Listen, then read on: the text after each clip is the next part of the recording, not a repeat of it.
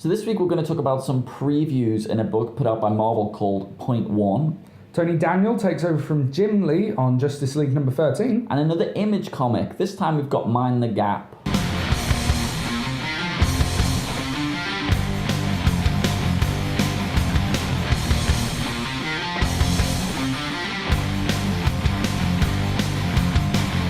So it's week 2 on the comic book show, and the first book we've got to talk about is Marvel Point One. Now this is kind of a collection of all the previews of the books coming up in the Marvel Now. Or as I like to call it, Marvel Now! Is that really what you'd like to call it? Yeah.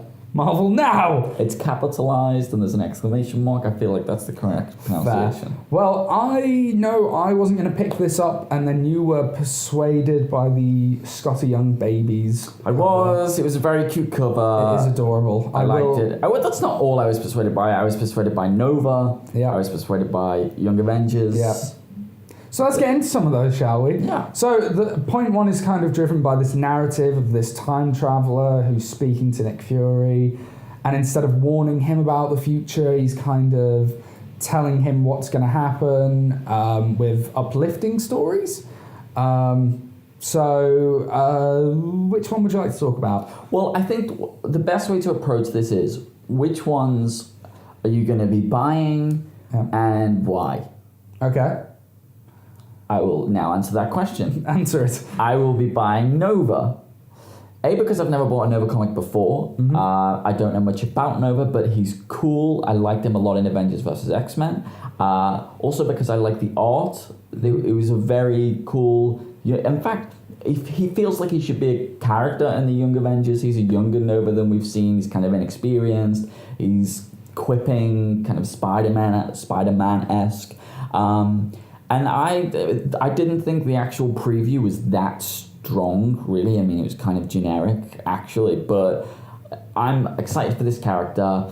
I'm excited to see where it goes. And that's definitely a book I'll be buying. The one I'm most excited for, I referenced last week, I'm going to be buying Young Avengers. You didn't even need the preview. You knew you were buying this. Kieran Gillen, I love, and didn't know anything about Miss America, and what we get in this preview is a Miss America Loki exchange, where Loki goes to her and says that he's kind of forming a team, and there's references to other Young Avengers characters that I will know and you wouldn't have known. But it's great, and the exchanges that we get between those two. I mean, I've been loving Kieran Gillen's run on Uncanny X-Men. Like, it's my favorite X-Men. It's brilliant. He made a lot of the dry Avengers vs. X-Men stuff bearable and in some cases beautiful. And so they're the main two I'm going to be reading. None of the others particularly impressed me, I have to say.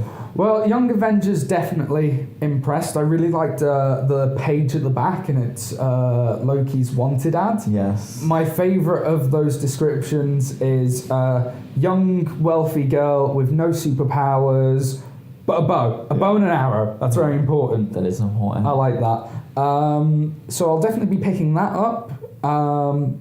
Definitely be picking up a bit of Nova. That sounded very good. I'll probably pick up Guardians of the Galaxy. Yeah. Whilst it didn't really tell us much, there was some Skrull in there, there was some action, and I don't a superhero know orphaned. I don't know who that kid was. No idea. We don't know. No, I don't know anyway. If we were meant to know, then I didn't pick it up. But maybe you know. Watch it of the video. Please comment below and that'll do your solution. No. And I also really liked FF. The little Ant-Man story in there. I found it very heartwarming, which isn't something I really... kind of a Young Avengers tie-in as well. Yeah. Cassie, his daughter, was part of the Young Avengers. She died. So that kind of fits in with that as well. Michael Red's art in there is really quite different from the writing of it, but it works so beautifully. Matt Fraction's writing is... It looks like it's going to be brilliant in that, like it has been in Hawkeye, which came out this week as well, and I'm just going to quickly throw it in. If you're not buying Hawkeye, buy it. Buy it. Good throw in. One last thing, this book was overpriced. $4.99 is far too much for a book of $5.99. Well overpriced, but I bought it for the Scotty Young cover. Were there any other previews in there? There was Nick Fury in Agents of S.H.I.E.L.D. Yeah. There was Forging Cable. Oh, that maybe interesting. Yeah. The other thing that came out was Justice League 13. We have both not been enjoying Justice League.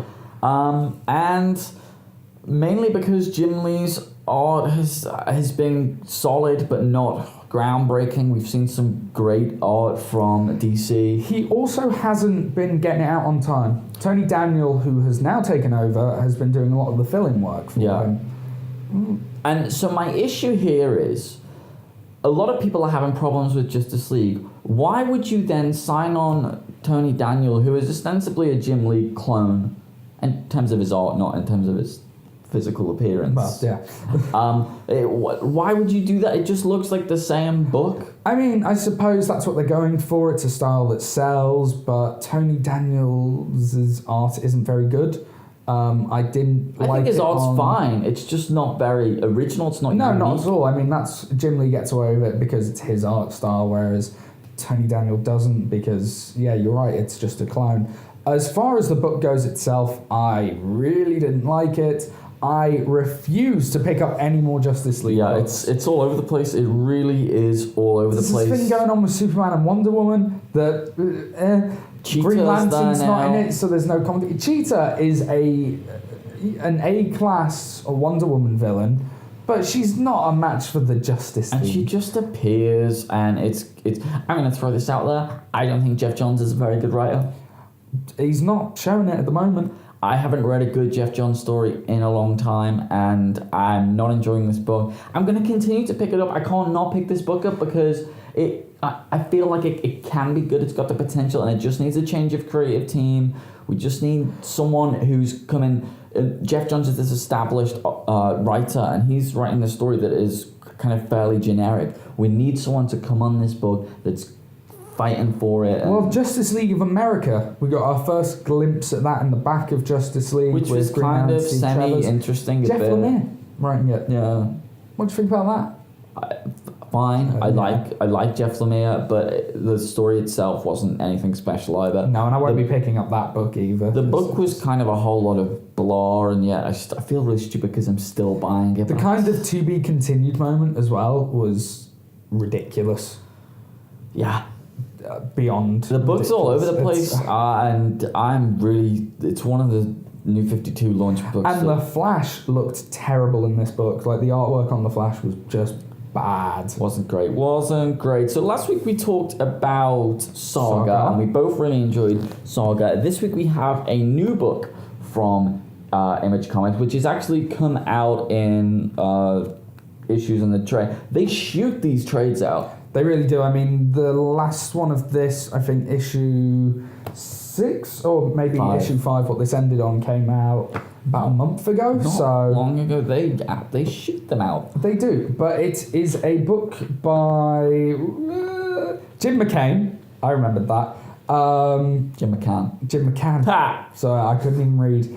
I don't really know how I would describe this book. It's a mystery thriller. Young girl Ellie is attacked at the start of the book, put into a coma, and we get the book from two different sides. Her friends trying to find out what happened, with this whole mystery element of who done it and all that. And then we get her in her comatose state in this kind of like dream world. Possibly supernatural. We're not Possibly. 100% sure. I don't think I've given away too much there about it. That's all in the first issue. Dan, what did you think about this book? I think what is really interesting about this is I read the single issues, you read the trade. I did, yes. In the back of the single issues, there is an author's note that is not in the trade, which basically points out clues and little things here and there in the issue that you might want to look at a second time. For example, in the first one, it shows you pictures of all the clocks, and what you wouldn't have noticed is that when all the characters are introduced, they're all introduced, and on their panel is a clock, and each clock has got a specific time. And you can use those times to work out who could have killed her, who could have attacked her, and who couldn't have. Very interesting. Oh, yes, it does. Huh? Yeah. Huh? Yeah. So one of the things that the author has said is that there is a clue on every panel. characters say things that contradict one another. There are bits and pieces of paper here and there. Clothes are important. She said there is something on every panel. So what happened was she released this thing in the first issue. People complained, said, oh, we want to work it out for ourselves. And then she kind of died down.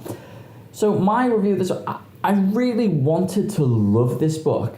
And at parts I did. When this book is at its best, it's a comic, but it's also an amazing puzzle game.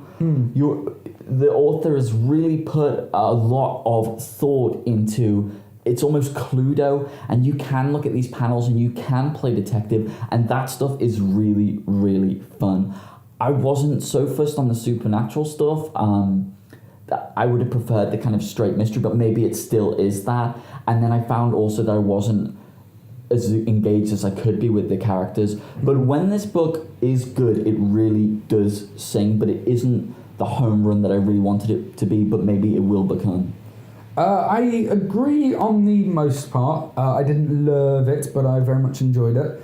The artwork I really like. Yeah, I like the art a lot. I actually really enjoyed the coma supernatural stuff. I like this kind of idea of limbo and that kind of this is where they go when they're not alive or dead, and I like that.